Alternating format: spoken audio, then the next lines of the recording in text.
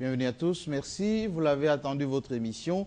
Depuis hier que nous avons prévu cette émission, beaucoup de questions reçues à l'endroit de notre invité du jour. Comme vous le savez, la situation est plus que difficile, très difficile à l'est de la République démocratique du Congo, au moment où, à Kampala, les discussions crispent. Les délégués de la rébellion M23 ne semblent pas jouer franc jeu avec des revendications qui changent tous les jours. Le gouvernement de la RDC qui reste sur les principes d'intangibilité des frontières et en même temps des institutions de la République. Au même moment, on signale déjà des troupes rwandaises et ougandaises qui s'affûtent, qui se regroupent pour attaquer la RDC. Tout ceci face à la MONUSCO qui est installée sur place, la communauté internationale, que fait-elle? Entre-temps, s'achemine-t-on vers la balkanisation tant annoncée de la RDC? En même temps, la Grande-Bretagne a pris une décision pour stopper officiellement la coopération, on va dire, économique, peut-être militaire avec le Rwanda. C'est pour un peu en savoir plus que nous avons invité l'ambassadeur du Royaume-Uni en RDC. Bienvenue, monsieur l'ambassadeur. Bonjour à vous et à vos spectateurs. Merci beaucoup. Alors, je l'ai dit tout à l'heure, vous êtes ambassadeur de Grande-Bretagne, enfin Royaume-Uni, ici au Congo. Hier, nous avons annoncé votre intervention sur cette chaîne. Nous avons reçu presque 400 questions qui viennent de partout, des Congolais d'ici, de l'intérieur du pays, de l'extérieur, même des Africains.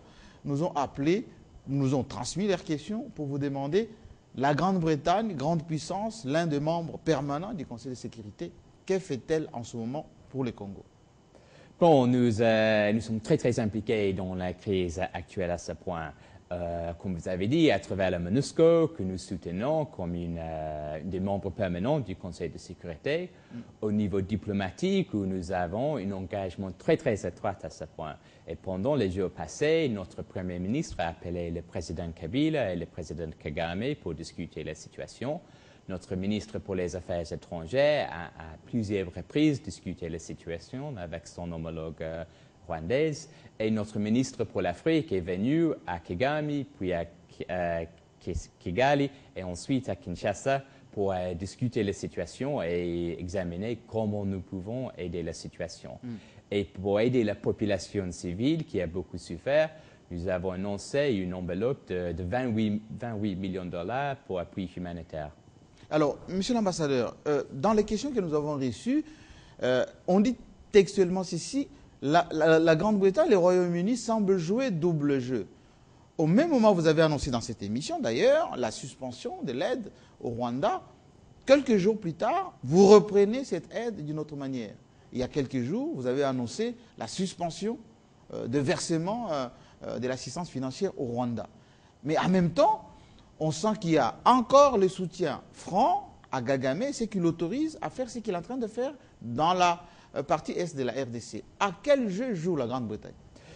On entend souvent cette critique, mais je veux être absolument clair que nous ne jouons pas une double jeu, que nous avons été très clairs avec les autorités rwandaises, y compris avec le président Kagame, que nous nous opposons à toute ingérence dans l'Est du pays et que tout appui à M23 doit s'arrêter immédiatement. Et c'est pour ça que nous avons pris la décision de ne pas débourser 33 millions de dollars parce que nous avons dit que nous jugeons le rapport des groupes des experts des Nations Unies comme convaincant et crédible en ce qui concerne l'appui de Rwanda vers M23. Mais justement, monsieur l'ambassadeur, parlons-en de ce rapport du groupe d'experts. Aux Nations Unies, au Conseil de sécurité, les groupes des experts qui sont mandatés par vous, Conseil de sécurité, qui avaient fait ces enquêtes, in extenso, ils disent que le Rwanda est impliqué en RDC et l'Ouganda. Expliquez-nous pourquoi Susan Rice, qui s'occupe des affaires étrangères des Grande-Bretagne, enfin des États-Unis, pardon, interdit à ce que la mention du Rwanda soit dans la résolution des Nations Unies. Bon, je ne peux pas être le porte-parole pour les États-Unis, mais pour nous, dans le Conseil de sécurité, nous avons dit explicitement que nous trouvons le rapport sur cet appui de Rwanda comme convaincant et crédible. Et nous avons dit ça en public et nous avons dit ça aux autorités rwandaises. Donc notre position, c'est absolument clair. Alors, au moment où je vous parle, enfin, nous faisons cette émission, nous sommes suivis quasiment partout par beaucoup de Congolais qui vous suivent. On a signalé le regroupement des militaires rwandais, même du côté congolais, dans les zones contrôlées par M23. On signale également des troupes ougandaises qui s'activent pour ne pas tenir compte de ce qui se décide à Kampala, d'attaquer à nouveau la RDC. Qu'est-ce que vous allez faire? Est-ce que le Premier ministre Cameron va appeler, encore une fois, Paul Kagame pour dire « retirez vos troupes » ou vous pouvez les dissuader dès maintenant de retirer ces troupes qui sont en train de s'organiser? Bon, nous sommes en contact, je dirais, constant avec l'Ouganda et Rwanda. Oui. Notre position, c'est clair, que les troupes doivent rester sur le territoire ougandais et rwandais, qu'il n'y a pas aucune justification pour une ingérence militaire dans la RDC. Dans les questions qui sont posées également, Monsieur l'ambassadeur, on dit, est-ce que la communauté internationale pardonne tout au Rwanda parce qu'il y a eu génocide, moins d'1 million de morts, alors qu'au Congo, il y a plus de 6 millions de morts, et qu'en ce moment-ci, ça continue de mourir? Pourquoi la MONUSCO qui est sur place, qui constate ces mouvements des troupes rwandaises ou ougandaises, ne dit rien, ne fait rien? Non, les justifications à Rwanda ne justifient pas l'intervention dans le territoire congolais. Et comme vous avez dit, la population congolaise, surtout à l'Est, a beaucoup souffert à cause de ces conflits. Et nous essayons de les aider, mais le vrai aide doit être pour atteindre une solution durable au cycle de conflit à l'est du pays. Parce que ce qui se passe maintenant avec l'M23, c'est une autre phase de ce cycle de conflit. Et ce que nous devons faire avec le gouvernement congolais, c'est de cibler les causes les plus importantes de ce conflit et pour mettre fin permanente à ce conflit. Est-ce que ces causes, c'est quoi essentiellement? Qu'est-ce que vous reprochez au gouvernement congolais, vous, les anglo-saxons? Bon, l'objectif du gouvernement congolais que nous soutenons, c'est premièrement de renforcer leur capacité militaire pour protéger le territoire congolais, et nous soutenons ça. C'est aussi pour renforcer la gouvernance dans l'est du pays. Et là-bas aussi, nous sommes très engagés, par exemple, avec la renforce de la police nationale congolaise à Sud Kivu. Donc, ça, c'est les deux priorités pour le gouvernement. Le troisième élément, c'est de résoudre les problèmes communaux, les problèmes locaux à l'est du pays qui ont été une cause d'instabilité.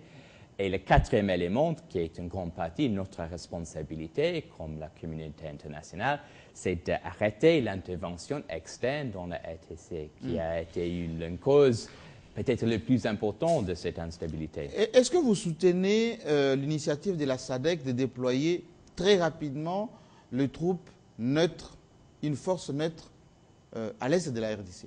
Oui, nous soutenons cette initiative.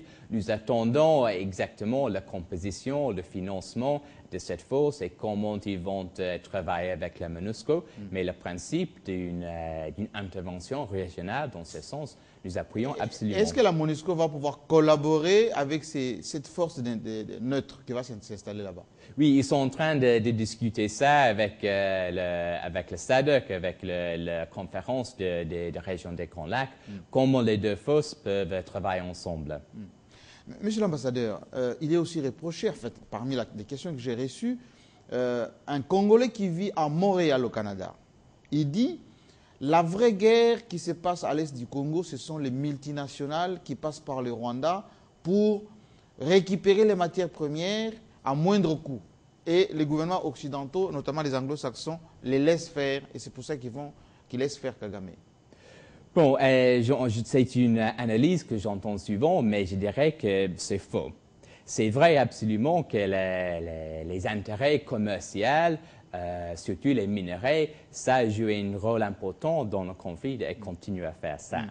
Mais pour les grandes sociétés, les vraies multinationales, ils ne s'intéressent pas du tout dans ce type de commerce. Plutôt, je dirais que je parle avec des grandes sociétés britanniques qui veulent investir des milliards de dollars dans la RDC, mais pour qui c'est impossible d'investir au moment d'instabilité. Donc, pour nos intérêts commerciaux, économiques, nous préférons absolument la stabilité dans l'Est du pays. L'autre question, c'est qu'on vous demande, vous, personnellement, l'ambassadeur du Royaume-Uni à RDC, pourquoi le Rwanda fait le chantage à la Grande-Bretagne et aux États-Unis, parce qu'il donne des troupes en Somalie et dans la lutte contre le terrorisme en Afrique de l'Est, et c'est pour cela vous ne pouvez pas les reprocher quoi que ce soit. Oui, en général, nous avons des bonnes relations avec le Rwanda. Ils jouent un rôle constructif, surtout au Soudan, où ils sont le composant le plus important des forces des Nations Unies là-bas. Et en général, le rôle international, le rôle comme partenaire de développement, c'est constructif. Mais nous avons un grand problème avec le gouvernement rwandais en ce qui concerne la politique vers l'est de la RDC. Et le reste de la politique n'excuse pas ce qui se passe ici. Mais ils disent à cause de ces troupes qu'ils vous donnent, vous, au Conseil de sécurité des Nations Unies, pour lutter contre le terrorisme, que vous ne voulez pas les empêcher de faire toutes les aventures qu'ils font à l'Est. Bon, et l'un n'a rien à faire avec l'autre. Nous les soutenons dans la lutte contre le terrorisme, dans la lutte contre le conflit au Soudan, mais ça n'a rien avec ce qui se passe dans l'Est de la RDC, où nous investissons chaque année plus que 100 millions de dollars pour la MONUSCO. Donc, ça ne fait pas aucun sens pour nous, avec leurs mains, de payer pour la MONUSCO et le soutenir politiquement, et de l'autre soutenir des forces qui veulent l'instabilité. La Grande-Bretagne est un grand contributeur à la MONUSCO. Oui. Est-ce qu'il faut changer les chapitres 7 pour que la MONUSCO protège les civils en RDC, monsieur l'ambassadeur? Bon, je dois dire que MONUSCO est déjà une force de chapitre 7 et a été une force de chapitre 7 depuis une décennie, plus ou moins. Oui. Et que nous, la Grande-Bretagne, avec nos partenaires, nous avons insisté que la priorité absolue de la MONUSCO doit être la protection des civils. C'est pas ce que disent les commandants de la MONUSCO. Ils disent qu'on ne peut pas tirer parce que nous, on est force d'observation. Non, et ça, c'est absolument pas le cas. La MONUSCO, c'est une force de maintien de la paix. Oui. Mais ce n'est pas le même comme une armée nationale. Donc, le MONUSCO ne peut pas remplacer les forces armées congolaises. Ils peuvent les soutenir, ils doivent intervenir pour protéger des civils quand ils sont menacés, mais ils ne sont pas une armée conventionnelle. Ça, ce n'est pas le rôle d'une force de maintien de la paix. Et comment vous allez faire quand on a vu ce qui s'est passé à Goma, quand les gens de Goma, les femmes sont violées, les populations martyrisées, la MONUSCO était là et ne fait rien? Bon, ils ont, avant le chute de Goma, ils ont battu directement contre le M23. Ils ont tiré plus que 600 missiles de hélicoptères. Le véhicule blindé ont tiré plus de 2000 balles. Et à un certain moment, c'était vraiment MONUSCO contre le M23. Et donc, pour une force onusienne, ça, c'est une réponse très robuste. Mais au moment que les FARDC n'étaient pas dans une position à défendre la ville, ce n'était pas possible pour MONUSCO toute seule de défendre la ville dans ce sens. Quand le M23 est entré dans la ville, ils ont fait tout ce qui était possible pour protéger la population civile. Quand les M23 ont pillé Goma, ils sont partis avec les biens, y compris les engins des travaux publics. Oui. C'était devant la MONUSCO. Bon, ils ont une force de 1000 personnes, plus ou moins, à Goma, et donc ils ne peuvent pas être protégés tous dans une ville d'1 million. Mais pourquoi il n'y a pas de condamnation, monsieur l'ambassadeur? Pourquoi on n'est pas